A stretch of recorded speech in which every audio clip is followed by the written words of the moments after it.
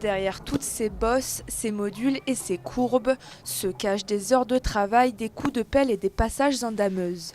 Si le snowpark de Méribel attire autant de riders en quête de sensations fortes, c'est bien grâce aux petites mains des shapers de la station. Une journée de travail, elle peut être diverse et variée. C'est pour ça que c'est des métiers passion, c'est des métiers qu'on adore parce qu'il peut y avoir autant de la construction que de l'entretien de certains modules. On peut être en préparation événement.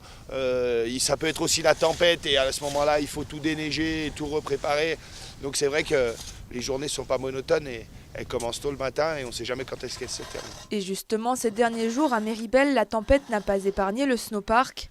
Pour Alex et Théo, il faut remodeler certains espaces et sculpter les tremplins. On est en train de préparer un module qui sera ouvert demain, qu'on a refait cette nuit, parce qu'avec la tempête des jours précédents, il a fallu qu'on enlève la neige, qu'on sorte toutes nos boxes et qu'on remette tous ces modules en place. On est en train de finir de faire propre sur l'ensemble de la zone. L'entretien des modules doit se faire tous les jours. Et pas question d'en oublier un, car le lendemain, ce serait la chute assurée. La neige est dégradée avec le passage des skieurs et le fait qu'ils freinent à l'intérieur. Ça met la neige sur les côtés et il faut remettre tous les jours, tous les soirs de niveau pour qu'il n'y ait pas de danger et pas de trous notamment. Le soleil se couche sur la station, les dameurs prennent donc le relais. Ce soir, ils sont 2 pour faire vivre le snowpark.